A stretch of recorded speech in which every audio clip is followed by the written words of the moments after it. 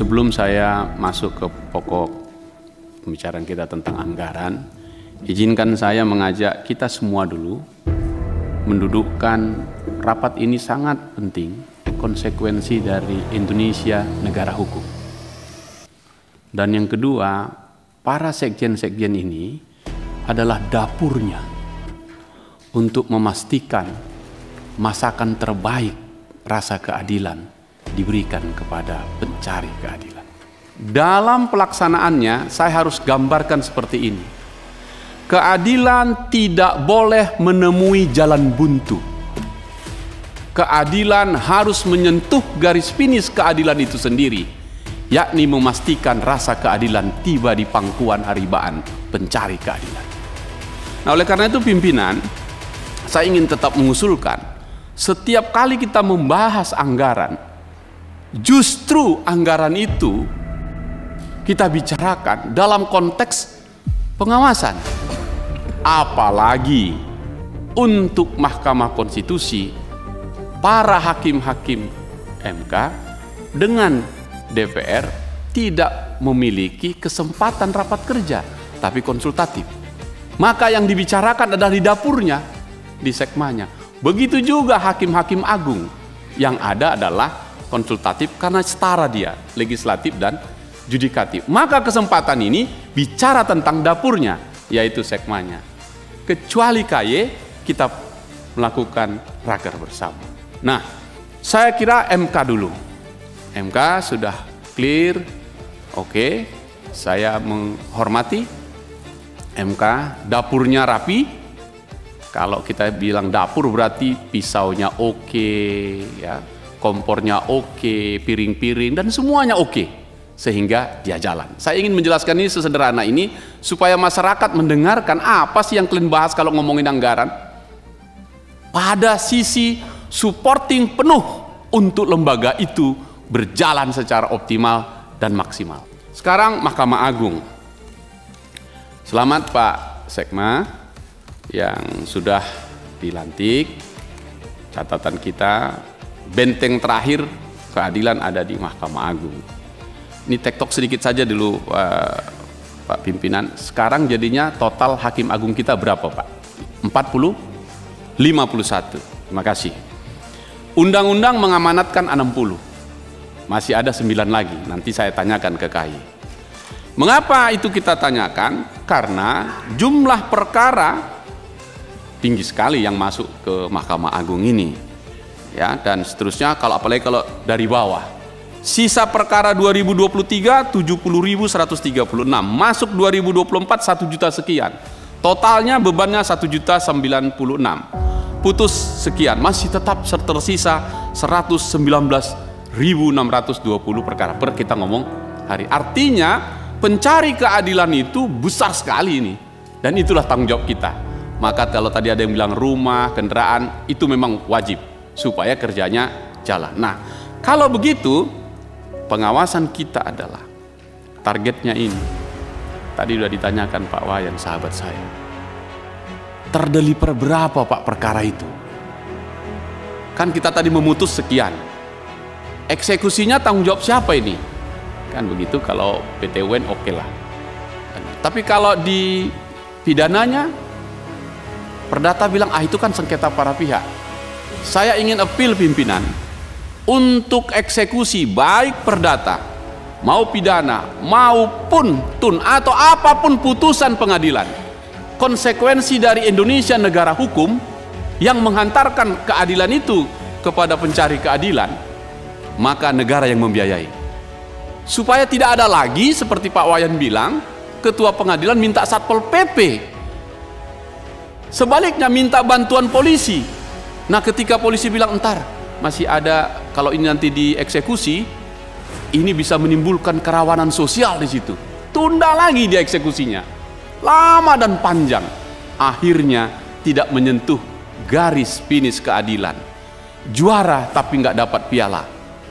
Pertanyaan saya adalah, Mahkamah Agung, target dari yang kita capai itu terdeteksikah dan berapakah anggaran kita untuk eksekusi ini? Meskipun tanggung jawabnya di ketua PN, nanti ditunjuk lagi paniteranya, ditunjuk lagi yang bagian eksekusi. Makin ke bawah makin rendah jabatannya. Padahal paling ujung adalah mengantarkan putusan itu. Saya lempar ke KY. KY, jangan aja hanya hakimnya yang kau awasi, eksekusinya itu. Karena putusan hakim telah putus, hakim akan bilang, aku udah mutus, selesai tugasku. Menurut saya tidak, dalam konteks negara hukum harus tersampaikan. Nah, di dalam programmu itu nggak ada. Pelatihannya ke hakim terus. Siapa yang memastikan putusan yang tadi udah adil itu diterima? Gitu. Nah, dengan demikian kalau saya pindah tadi ke KY, coba itu masukkan itu, Pak, supaya anggaranmu tercapai. Nah, saya lompat lagi ke KY dulu sebentar. Kalau KY yang mencari calon hakim agung itu supaya masuk di Mahkamah Agung, masih tersisa 9 ini. Kalau 2 kali setahun, kapan targetmu dipenuhi ini? Ini perintah undang-undang ini. Bahkan 60 pun kalau saya tanya Pak Sekma, kurang itu kan, Pak? Karena perkara, iya. Tapi karena undang-undang masih bilang 60, yang 60 ini dulu kita penuhi. Pak, kalau bisa jangan 2 kali. Selesaikan dulu ini. Supaya amanah undang-undang dipenuhi. Kalau enggak, menurut saya kayak gagal. Karena tugasmu yang utama itu. Baru nanti yang ke bawahnya. Nah, ini kan dapurnya ini.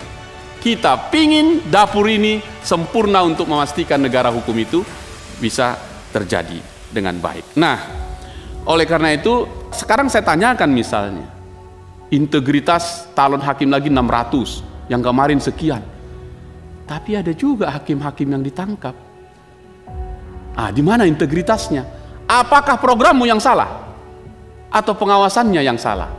Atau materi pelatihan itunya tadi yang salah? Dan seterusnya. Itu dievaluasi supaya ke depan tidak terjadi lagi. Kita tidak ingin ada satupun hakim yang mulia yang ditangkap. Janganlah.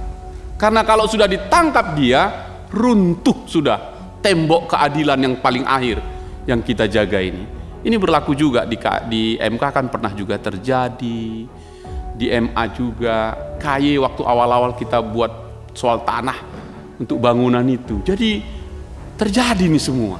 Nah, karena itu dapur-dapur ini Bapak-bapak Sekjen fokus di situ untuk memastikan. Saya yakin Pak Sugianto lebih keren ini karena lama jadi pengawas. Ya, jadi harusnya double ini poinnya di situ. Nah, terakhir pimpinan. Karena nggak mungkin kita berkomunikasi raker dengan Mahkamah Agung pada putusan-putusan proses putusannya, tentu Komisi 3 menghormati.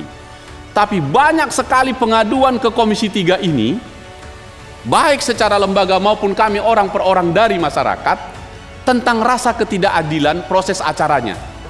Misalnya ketika dia PK, sudah dia daftar di PN, sudah memenuhi standar, sudah memenuhi syarat, nggak nyampe-nyampe di Mahkamah Agung lebih dari 4 tahun.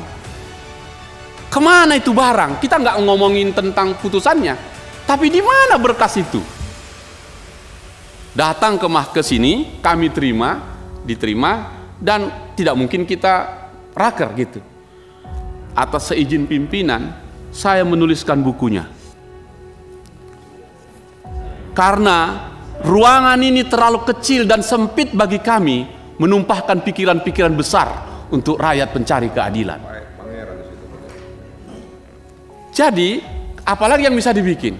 Tidak ada kecuali menyampaikan ini. Ini bagian dari pengawasan sekaligus mengawasi anggaran yang dipakai tadi sampai triliunan, tapi rasa keadilan tidak dicapai. Minimal proses beracaranya. Di mana perkaranya sudah sampai? Ditanya tak ada yang tahu. Bahaya ini.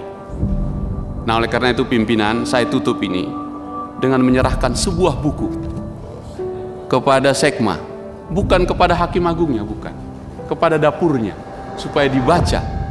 Keadilan belum terkubur. Kata belumnya itu merah ini. Sempat merah ini dibuang, keadilan terkubur. Tidak, saya berharap keadilan belum terkubur. Dari sebuah proses perkara orang kecil terhadap orang paling kaya di Republik ini. Nah, oleh karena itu, izinkan pimpinan. Suaraku tak cukup banyak, tapi tanganku bisa menulis lebih panjang dari kalimat-kalimat yang kuucapkan. Mohon izin pimpinan. Silakan. Terima kasih, saya akhiri. Terima kasih untuk MK, Mahkamah Agung dan KY. kita bangun negara hukum. Negara pilihan kita, kita pastikan keadilan tidak boleh menemui jalan buntu, tapi dia menyentuh garis finish. Rasa keadilan itu sendiri. Juara dengan piala di kepalanya, bukan juara tanpa piala. Makasih pimpinan. Saya boleh serahkan? Boleh, silakan lanjut. Cocok ini. Harus dipikirkan ini. Itu gambar Pak Pangeran di belakangnya ada itu. Ya.